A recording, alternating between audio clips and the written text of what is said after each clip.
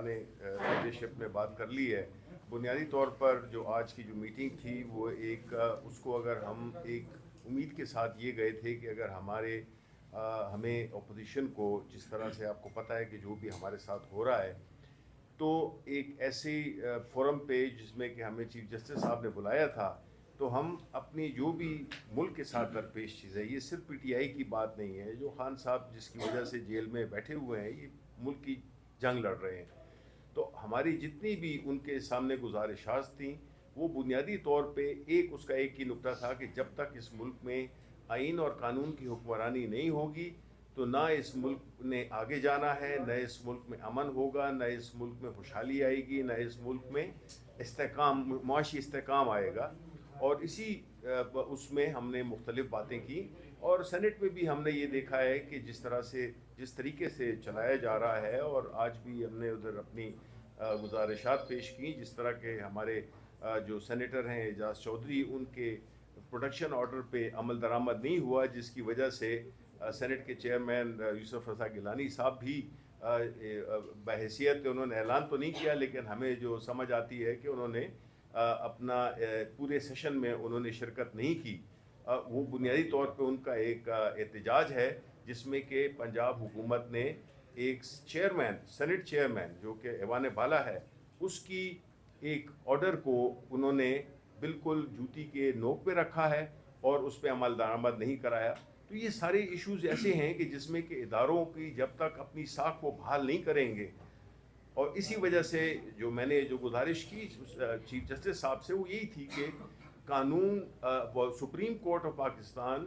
ने सबसे पहला काम जो उनका चैलेंज है वो ये है कि वो अपनी रिट को बहाल करें कि उनके जो फैसले हैं उन पर अमल दरामद हो, और वो एक्शन लें उन लोगों के ख़िलाफ़ या उन इदारों के ख़िलाफ़ जो कि आपकी जो सुप्रीम कोर्ट जो सबसे बड़ी कोर्ट है, उसके फैसलों पे अमल दरामद नहीं होगा तो बात नहीं बनेगी, बाकी फिर उसका कोई फ़ायदा नहीं है। तो ये मुख्तसर बातें थी जो कि मेरे साथियों ने कर दी हैं। आखिरी क्वेश्चन उन्होंने बहुत पहले हाथ उठाया था। जी सर, आप लोगों ने अभी चीफ जस्टिस से आप लोगों की मुलाकात हुई है, 26वीं आईनी तरमीम के खिलाफ 100 से ज़ायद दरख्वास्तें इस वक्त सुप्रीम कोर्ट में जमा हैं, लेकिन पाकिस्तान तहरीक इंसाफ की तरफ से एक भी दरख्वास्त उसमें जमा नहीं है। और दूसरी जानिब चीफ जस्टिस जो कि 26वीं आईनी तरमीम के तहत ही वो आए हैं, उन्होंने आप लोगों को इंसाफ की यकीन दहानी कराई। तो क्या ये तासुर नहीं जा रहा है कि पाकिस्तान तहरीक इंसाफ भी दिल से 26वीं नहीं, देखो जहाँ तक 26वीं तरमीम के ख़िलाफ़ उनकी पिटीशंस का ताल्लुक है, तो सुन्नी इत्तेहाद काउंसिल की तरफ से भी हमारी पिटीशन फ़ाइल है, पाकिस्तान तहरीक इंसाफ की तरफ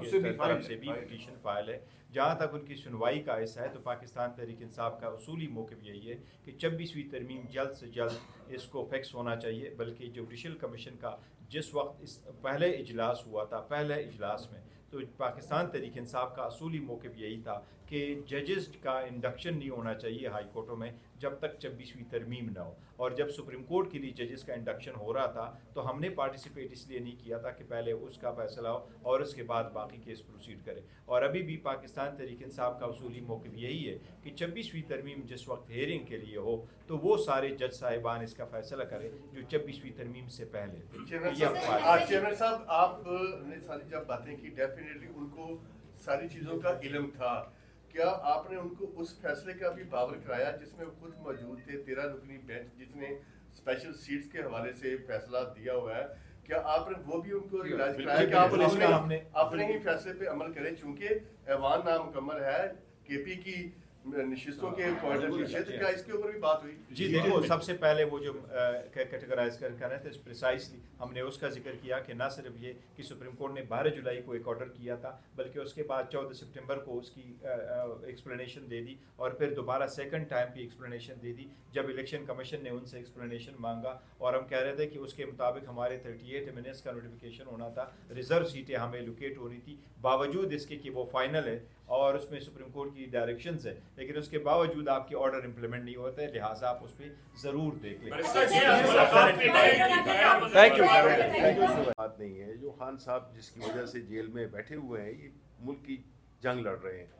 तो हमारी जितनी भी उनके सामने गुजारिशात थी, वो बुनियादी तौर पे उसका एक ही नुक्ता था कि जब तक इस मुल्क में आइन और कानून की हुक्मरानी नहीं होगी,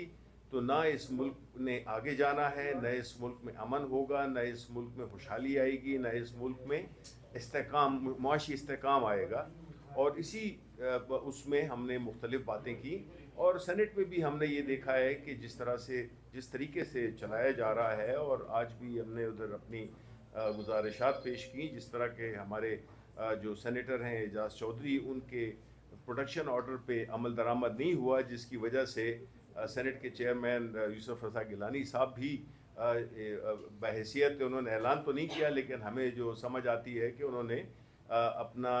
पूरे सेशन में उन्होंने शिरकत नहीं की।